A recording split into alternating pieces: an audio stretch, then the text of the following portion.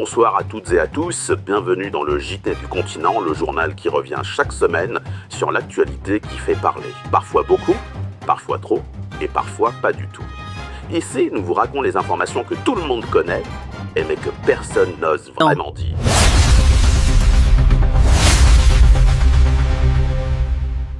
Cette semaine, voici les titres.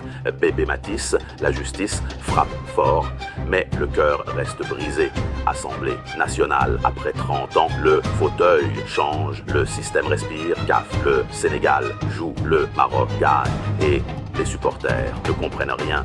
King Nasty recherche femme en plein continent et personne ne l'arrête. Yaoundé, ils ne construisent pas la route, ils se battent dessus.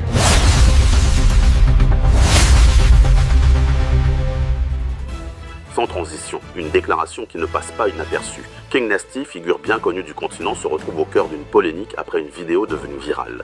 Il affirme clairement être à la recherche des une femme. S'agit-il de liberté ou de privilège? Nous l'avons rencontré. Bonsoir King Nasty, votre vidéo fait énormément réagir.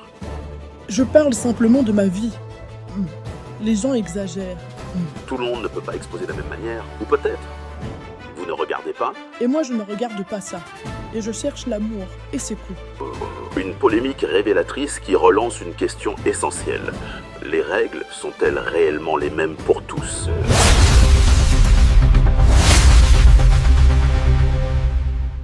Sans transition, séisme politique au sommet du continent, après plus de 30 ans à la tête de l'Assemblée nationale, une page historique vient de se tourner avec le remplacement du président de l'institution. Mais ce n'est pas tout. Du côté du Sénat également, nous sommes allés poser la question à ceux qui vivent ces décisions au quotidien. Bonjour MC Tata, Poulet, vous avez suivi les changements à l'Assemblée nationale et au Sénat? Oui mon frère, on a suivi ça, et même trop aïe. Non mais regarde. Alors selon vous, est-ce que ça change quelque chose? C'est le schéma frère, ils tournent seulement entre eux, c'est le coup. Et pour les citoyens, ça change quoi? Ici c'est là-bas, là-bas c'est ici, c'est la même chose. Nous les gens d'en bas nous, on l'a toujours pas encore. Mais il me faut voir. Une parole simple, mais qui traduit un sentiment profond, celui d'un changement perçu comme une continuité. Entre décisions institutionnelles et réalité du terrain, le décalage persiste.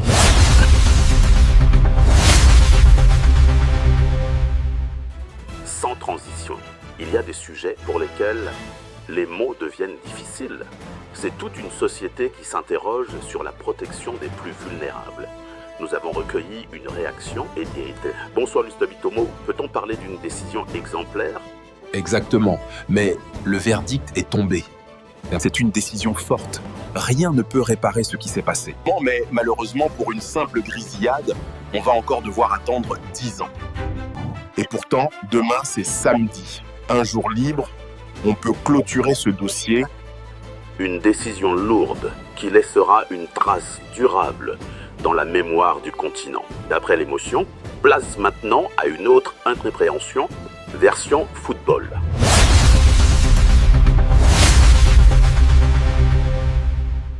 Sans transition, une décision qui continue de faire parler.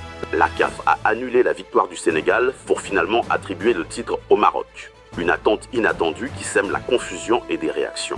Parce qu'au-delà du résultat, c'est la transparence qui est remise en cause. Nous avons tenté d'obtenir des explications chez Sadio. Bonsoir Sadio Mané. Donc comment avez-vous vécu cette décision de la... Non. Ici, c'est moi qui pose les questions. Oui, on va faire simple. Qui est le seul maître du stade? Très bien. Est-ce qu'on a joué jusqu'à la fin du match? Est-ce qu'on a gagné sur le terrain? Qui nous a remis le trophée? Et les médailles? Explique-moi comment on gagne, puis on perd, sans rejouer. On l'a vu pendant le match ou après le match. Merci. Et pendant que certains perdent des titres après les avoir gagnés, d'autres se battent avant même de construire ce Quattange. Un échange, un habituel, mais qui résume à lui seul toute la confusion autour de cette affaire. Entre victoire sur le terrain et défaite sur décision, le débat reste entier.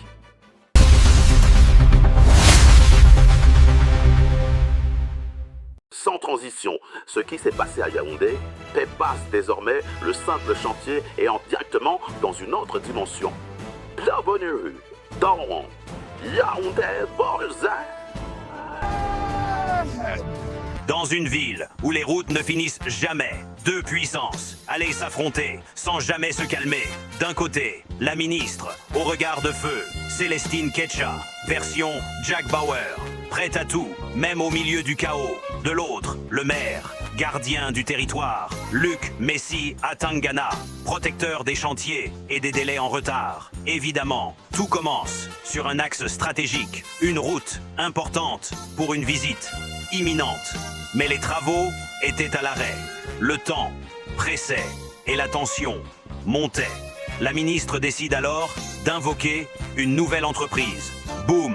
Mais c'était sans compter sur la contre-attaque du maire, qui déploie ses forces, policiers, gendarmes, prêts à défendre le territoire municipal.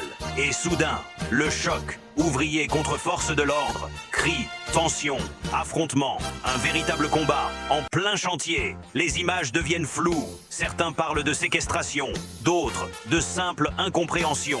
Mais une chose est sûre, Yaoundé est entré en mode surpuissance. La ministre encerclée, les ouvriers interpellés, les forces déployées, chacun défendant sa version de la réalité. Montée finale. Et pendant que les autorités s'affrontent, la route, elle, attend toujours sa transformation finale.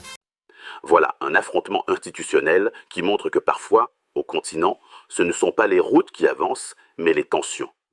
Voilà ce qu'il fallait retenir de l'actualité cette semaine au continent. Merci de nous avoir suivis. Si vous avez ri, c'est que vous avez compris. Et si vous n'avez pas ri, c'est peut-être parce que vous vivez dedans. À très bientôt pour un nouveau numéro d'une JT du continent. Si tout va bien, comme toujours.